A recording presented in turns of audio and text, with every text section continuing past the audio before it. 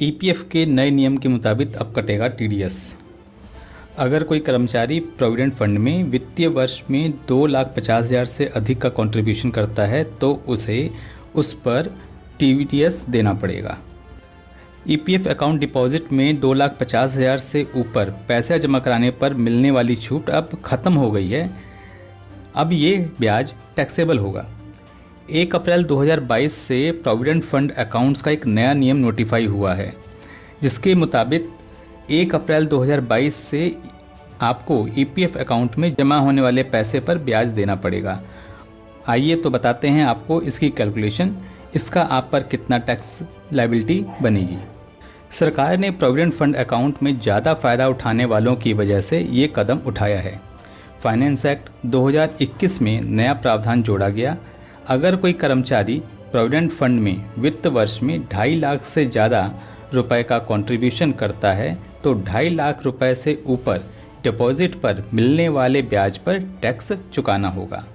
मान लीजिए अगर आप 3 लाख रुपए अपने अकाउंट में जमा कराते हैं तो अतिरिक्त 50,000 रुपये पर मिलने वाले ब्याज पर टैक्स लगेगा। इसके लिए 2 तरह के प्रोविडेंट फंड अकाउंट खोले जाएंगे, पहला जो टैक्सेबल होगा और दूसरा जो नॉन टैक्सेबल होगा। नॉन टैक्सेबल अकाउंट को इस तरीके से समझिए कि अगर आपके ईपीएफ अकाउंट में 5 लाख रुपए जमा हैं तो नए नियम के मुताबिक 21 मार्च 2022 तक जमा रकम बिना टैक्स वाले खाते यानी कि नॉन टैक्सेबल खाते में जमा होगी और उस पर कोई टैक्स नहीं लगेगा। और टैक्सेबल को आप इस तरीके से समझ सकते हैं कि मौजूदा वित्तीय वर्ष में किसी ईपीएफ अकाउंट में 2.5 लाख से ज़्यादा रुपए जमा कराते हैं तो अतिरिक्त राशि पर आपको ब्याज देना पड़ेगा, आप टैक्स के दायरे में आ जाएंगे। अब इसकी कैलकुलेशन कैसे होगी, तो आइए इसके लिए एक टेबल से समझते हैं। आइए इस टेबल से समझते हैं। मान लीजिए आप हर महीने 30,000 रुपए अपने पीएफ अकाउंट में जमा कराते हैं, तो यहाँ पर आपके 2 अकाउंट बनेंगे, एक नॉन टैक्सेबल अकाउंट और एक टैक्सेबल अकाउंट। अब इसमें अप्रैल से आपने 30,000 रुपए जमा कराने शुरू किए तो ये सारे रुपए आपके जमा होंगे नॉन टैक्सेबल अकाउंट में, क्योंकि 2.5 लाख तक आपका ये सारा पैसा नॉन टैक्सेबल है, एग्जम्प्टेड है। इस तरीके से आपने फिर मई में 30,000 जमा कराया तो ये 60,000 हो गए आपके नॉन टैक्सेबल अकाउंट में। फिर ये आप 90,000, 1,20,000, 1,50,000, ये 30,000 रुपए बढ़ते जा रहे हैं। और जैसे ही आप नवंबर में देखेंगे, नवंबर में आते ही आपके रुपए हो गए 2,40,000। अब देखिए यहाँ पर ट्विस्ट है, दिसंबर में जब से ही आपने 30,000 रुपए जमा कराए तो यहाँ पर ऑलरेडी 2,40,000 रुपए हो चुके हैं। तो यहाँ पर लिमिट कितनी है, 2.5 लाख की। तो यहाँ पर तो एक 30,000 रुपए से 10,000 रुपए 2,40,000 में जमा होकर ये हो गए आपके 2.5 लाख रुपए। ठीक है, तो बच गए 20,000। तो 20,000 रुपए अब चले गए आपके टैक्सेबल अकाउंट में, तो ये आपके 20,000 रुपए हो गए टैक्सेबल अमाउंट।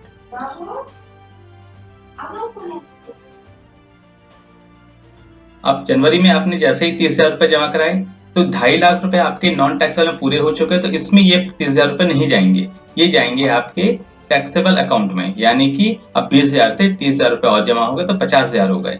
फिर फरवरी में 30,000 जमा कराए तो 2.5 लाख यहाँ पर नॉन टैक्सेबल में है, ये फिर आगे चले गए टैक्सेबल में 80,000 रुपए, और मार्च में जाके हो गए 1,10,000 रुपए ये आपके टैक्सेबल खाते। ठीक है, तो इस तरीके से टोटल अब ये आ गया इसका। अब यहाँ पर देखते हैं कि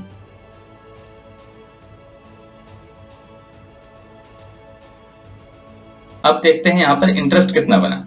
अब देखिए इंटरेस्ट, अब यहाँ पर ये सारा जो पैसा है ये आपने जो नॉन टैक्सेबल में जमा करा है इस पे इंटरेस्ट मिला है। 203 रुपए जो है आपका नॉन टैक्सेबल में आ गया। नॉन टैक्सेबल अमाउंट पे जो इंटरेस्ट मिला वो नॉन टैक्सेबल है। इस तरीके से ये जो आप देख रहे हैं 14,000 रुपए जो टोटल आपको जो मिले हैं इंटरेस्ट, ये नॉन टैक्सेबल है, इस पे कोई टैक्स नहीं लगेगा। लेकिन यहाँ पर जैसे ही ये टैक्सेबल खाते में आपने जमा कराया है 20,000 रुपए, 50,000, 80,000 और 1,10,000 रुपए टोटल हुए आपके, तो ये आपको जो इंटरेस्ट मिला है ये नॉन टैक्सेबल अमाउंट का इंटरेस्ट टैक्सेबल अमाउंट का इंटरेस्ट टैक्सेबल खाते में आ गया। और इस तरीके से जो अमाउंट आपका टैक्सेबल हुआ, जो ब्याज मिला है वो 2,362 रुपए। तो ये आपके 14,000 रुपए 14,044 रुपए जो हो गए ये आपके नॉन टैक्सेबल हैं, लेकिन 2,362 रुपए जो हैं ये आपके टैक्सेबल हैं। अब देखते हैं इस पे टैक्स लगेगा कैसे। देखिए, मान लीजिए कि आपका 31 मार्च 2021 को जो बैलेंस था वो 50 लाख था, ठीक है। तो टैक्सेबल ये में 0 है और ये सारा नॉन टैक्सेबल में है। अब ड्यूरिंग द ईयर जो आपने कंट्रीब्यूशन किया है 2,50,000 किया, टोटल आपने 30 हजार रुपए किए थे, तो 12 महीने के हिसाब से हो गए आपके 3,60,000 रुपए। और 2,50,000 की तो लिमिट है हमारी नॉन टैक्सेबल की, तो 2.5 लाख रुपए ये हो गए आपके नॉन टैक्सेबल में, और बैलेंस जो 1,10,000 है ये चले गए आपके टैक्सेबल में। अब इंटरेस्ट ड्यूरिंग द ईयर, अब इंटरेस्ट हमने निकाल लिया था, इंटरेस्ट था 14,044 रुपए जो आपका नॉन टैक्सेबल था, और 2,362 रुपए जो आपके टैक्सेबल थे।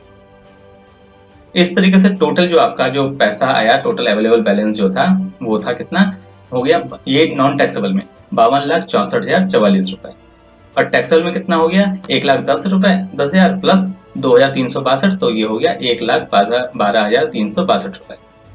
अब टीडीएस की बारी आती है, तो TDS on interest to be deducted, यानी कि अब इंटरेस्ट पे जो टीडीएस लगेगा। देखिए ये नॉन टैक्सेबल के खाते में जो है वो तो 0 है, ठीक है ना, यहाँ पर कोई इंटरेस्ट आपका टैक्स लगना नहीं है, तो ये आपका 0 हो गया। लेकिन यहाँ पर आपने इंटरेस्ट कितना कमाया था, आपने कमाया था इंटरेस्ट 2,362 रुपए, तो 2,362 पे 10% के रेट से आपका टीडीएस लगेगा, यानी कि 236 रुपए। अब जो कैरी फॉरवर्ड आपका बैलेंस होगा, ये तो था आपका 31 मार्च का। अब जो 1 अप्रैल को जो ट्रांसफर होगा वो टीडीएस काट के ट्रांसफर होगा आपका। तो टीडीएस कितना कटेगा, देखिए नॉन टैक्सेबल में तो कोई टीडीएस नहीं, तो 52 लाख रुपए थे आपके, ये पूरे 52 लाख यहाँ पर आ गए हैं, ठीक है। लेकिन यहाँ पर 236 रुपए टीडीएस कटा है, तो 1,12,362 में इंटरेस्ट काट के ये हो गया 1,12,126 रुपए। देखिए, और खास बात आपको याद रखनी है कि ये जो 10% है ये टैक्स तब लग रहा है जब आपके पास पैन कार्ड है। अगर आपके पास पैन कार्ड नहीं होगा तो आपको 20% देना होगा। तो जो भी व्यूअर्स हैं जिनके पास अभी तक पैन कार्ड नहीं है, तो वो फटाफट अपना पैन कार्ड तो बनवा ही लें। अब एक और टेबल समझते हैं, ये थोड़ी और इंटरेस्टिंग है, इससे आपको और ज्यादा क्लैरिटी आएगी। देखिए, पिछले एग्जाम्पल को ही हम ले रहे हैं, यहाँ पर 30,000 रुपए आपके जमा हो रहे हैं, तो एग्जाम्पल सेम है, लेकिन हमने एक नई चीज डाली है यहाँ पे, विड्रॉल। मान लीजिए आपने को 2,75,000 की कोई इमरजेंसी आती है और आपने 2,75,000 रुपए विड्रॉ कर लिए, तो विड्रॉल होगा कैसे। विड्रॉल के लिए क्या करेंगे, सबसे पहले जो टैक्सेबल खाते में पैसा पड़ा है उससे विड्रॉल होगा। यहाँ पर देखिए जनवरी में आते आते आपका क्या हो गया, 2,50,000 रुपए आपको नॉन टैक्सेबल खाते में आ गए थे, और 50,000 रुपए जो है आपके टैक्सेबल खाते में आ गए थे। तो इसमें से सबसे पहले हम टैक्सेबल खाते में से पैसा आपको दिया जाएगा, जो भी पैसा होगा। तो मैक्सिमम 50,000 है, तो 50,000 रुपए सारे आपको दे दिए गए, और बैलेंस बच गया 2,25,000, तो 2,25,000 आपके नॉन टैक्सेबल में से दे दिए गए, ठीक है। इस तरीके से फिर आगे ये कैलकुलेशन होती रहेगी। अब देखिए फरवरी में आपने फिर 30,000 दिए, लेकिन यहाँ पर 2,25,000 में से आपने 25,000 ले लिए पहले ही, तो यहाँ कितने बच गए, 25,000 बच गए, 30,000 ये आ गए, तो 25,000 और 30,000 मिला के 55,000 रुपए ये आपके हो गए। फिर आपने 30,000 दिए, तो ये 85,000 रुपए, ठीक है। अब इंटरेस्ट की कैलकुलेशन कैसे होगी वो देखिए। इंटरेस्ट की calculation same as it is है, सारा फर्क आएगा जहां पे विड्रॉल आपने किया है। इंटरेस्ट की कैलकुलेशन यहाँ तक सेम है। अब यहाँ पर जो आपने का 50,000 रुपए पड़ा था उस पर इंटरेस्ट 540 रुपए आया है, ठीक है। फिर यहाँ पर इंटरेस्ट, अब यहाँ पे टैक्सेबल में जो अमाउंट है आपका 0 हो गया, 0 कुछ नहीं है, ठीक है, तो इंटरेस्ट भी यहाँ पे 0 हो गया। अब यहाँ पर आपका 55,000 नॉन टैक्सेबल में पड़ा था, तो नॉन टैक्सेबल में इंटरेस्ट आपका आना शुरू हो गया, ठीक है। इस तरीके से 11,613 जो है आपके नॉन टैक्सेबल खाते में इंटरेस्ट आया, और 675 रुपए आपके टैक्सेबल खाते में इंटरेस्ट आया।